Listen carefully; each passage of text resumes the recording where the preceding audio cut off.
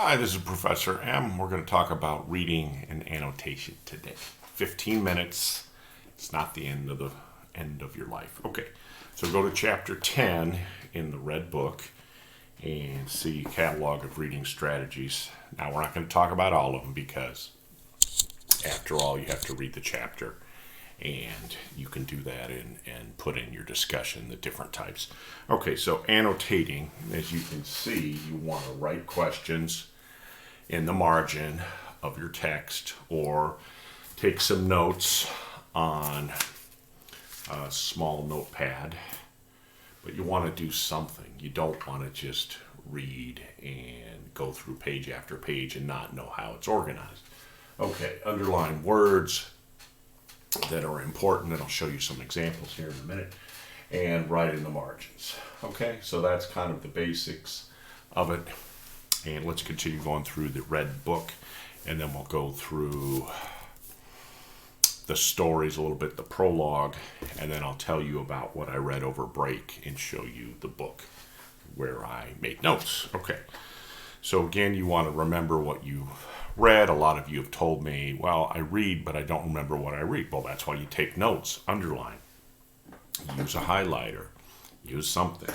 I prefer green pen, or when I'm writing in older books, hardbound books, I probably use pencil. Okay. So some basics. Annotating, well, what do we mean by that? Asking questions in the margins, connecting ideas with arrows. You can draw arrows like a weather map almost. Bracketing sections, brackets. Any questions you have, anything that's interesting or important to you, because that's also important in reading. So the text then goes to letter from Birmingham jail, and you can see how the editors did that here in blue, and they underline, ask questions. I mean, who are these people? Who's this Bunyan character he talks about? He mentions John Bunyan. I know Paul Bunyan. I don't know John Bunyan. Thomas Jefferson, Martin Luther, of course, you probably know those. Next section is outlining. So if you ever had to outline, say, a chapter in a history book, then you can do that. Takes a little more time. Something you need to know how to do if you're going to go to law school for sure, outlining court cases. Paraphrasing, well, you're just going to paraphrase as opposed to summarize. Summarize means make it shorter. Paraphrase is keep it about the same length as the original text, but put it in your own words. Okay? So what other terms do we need? Synthesizing, that's one of those Bloom's taxonomy, higher order thinking skills where you need to put ideas together. So what else? Who is Martin Luther King Jr. appealing to in the speech? Who in your mind can you put his letter in with other letters? And so you're synthesizing. Contextualizing, what was the context? What year was it when he wrote the letter? Why was he in jail? Why was he in Birmingham? Etc. So there you're getting into the context. Who else was arrested? Were any whites arrested? So you want to kind of contextualize it. Now, one of the other important things, figurative language, which you're going to need to know for 101 or 1A, and then also English 2 or English 102. When you get into figurative language, metaphor, simile, symbolism. So he makes reference to a boil. Martin Luther King Jr. makes reference to a boil on the body. Segregation is kind of like a boil. Imagine a boil and getting bigger and bigger, gets infected, has a pus. So not exactly the most beautiful image. Maybe he'd want to end with a more beautiful image of a sunrise or something like that to talk about the future instead of a boil, which is not a thing of beauty. Okay, looking for patterns. you want to see what is he comparing segregation to, what's he contrasting it with other periods of human history.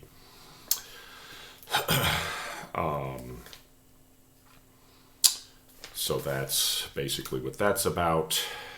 So also evaluating the logic of the argument, you need to, at the very end, you need to say, okay, was this convincing? What's his argument? So maybe you'd even go to the P's and Q's here. You know, P implies Q, Q, therefore P, therefore Q, sorry. Test for believability, you know, in the courtroom we have the laugh test, where if the attorneys can make comments, make a case, talk about a case without laughing, then it passes the laugh test. But if they laugh, that means it's probably not to be taken too seriously. So test for believability. So what do you have? Where are the facts? Where are the examples, anecdotes? So you need to know that. Also, the test for consistency, completeness. How complete is it?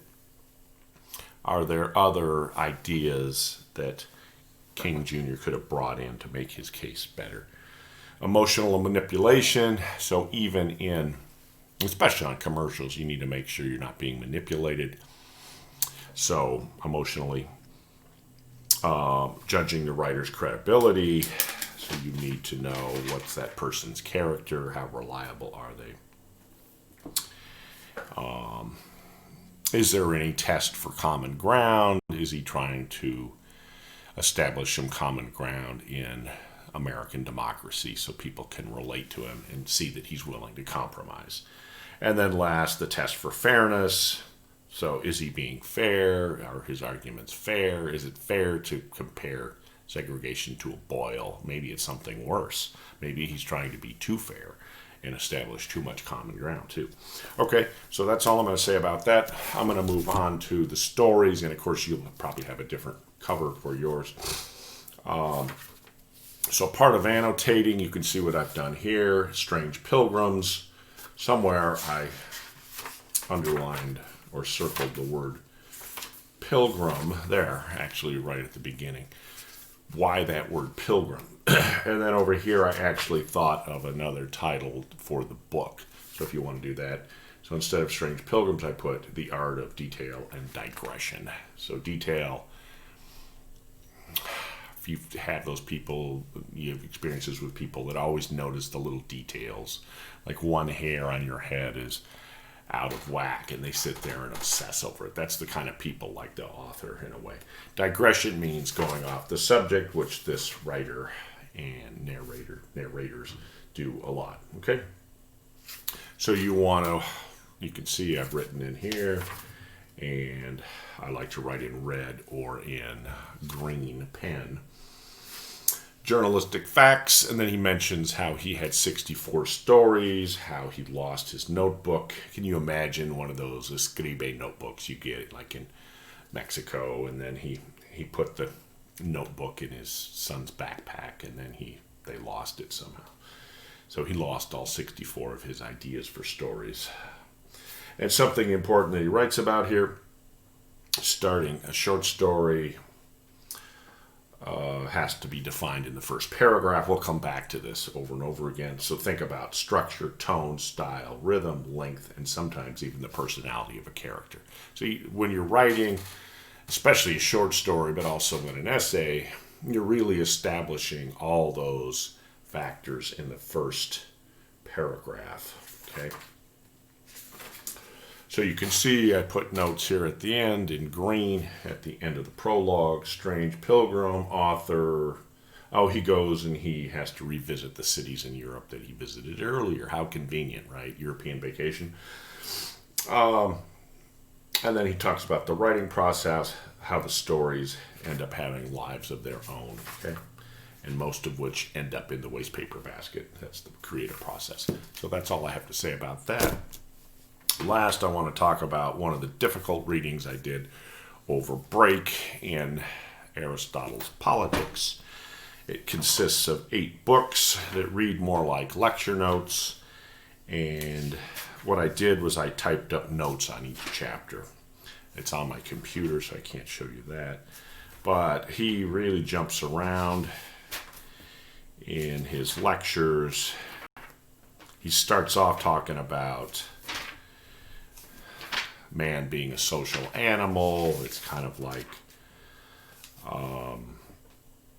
man can't live without being in a society, which I think people, especially those off the grid, would reject those notions. But he goes into a lot of controversial topics: usury, making money from money, which he says is immoral. And he says we shouldn't waste our time like playing the stock market or just making money off money. Get enough so that you can live well and then quit and just shoot for happiness and virtue, things like that. Okay?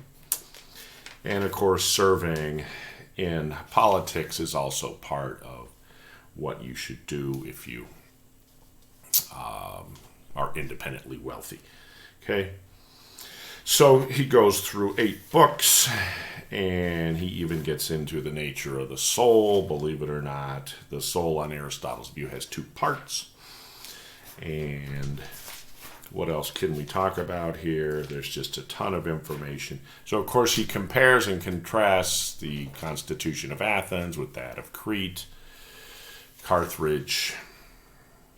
So he had, of course, with Plato's Republic, although it wasn't a real Sparta. So there's a lot of contrast in here and a lot of historical references that we don't understand because Aristotle is talking about politics of the day. And remember, he says there's no such thing as a universal.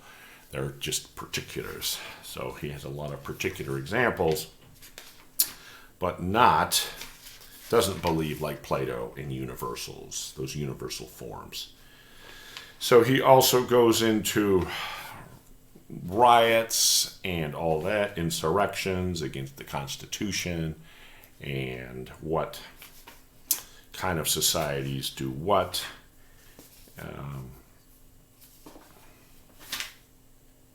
He also says that the best form of government is kind of ruled by the middle class or by a polity, he calls it, which is kind of a truce between the aristocracy and the middle class, but definitely doesn't want rule by the people, which he equates with the mob. So he's very much against direct democracy if the mob are able to vote, then he's definitely against it. So he wants something where the educated people or the landowners have voting rights and the ability to serve in the polity, which seems very backward for us when we have, of course, most people are able to vote, but some choose not to vote, and that's probably not a good thing.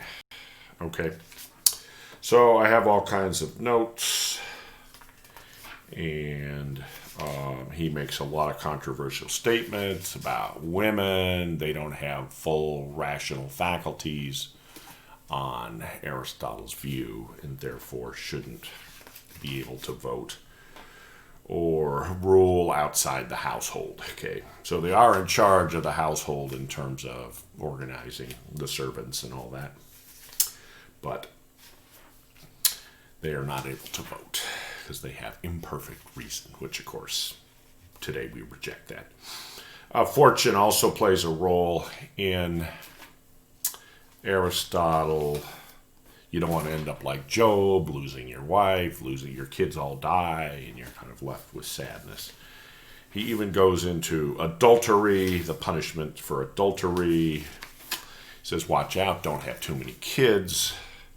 And so a lot of controversial statements in here, which we today in more democratic times and more educated times. But he does say at the very end, the main job of politicians is to educate the young and educate you in terms of the Constitution. So I'm going to leave you with that. Given current events, I think he's right on that point. Okay. See you later. Bye.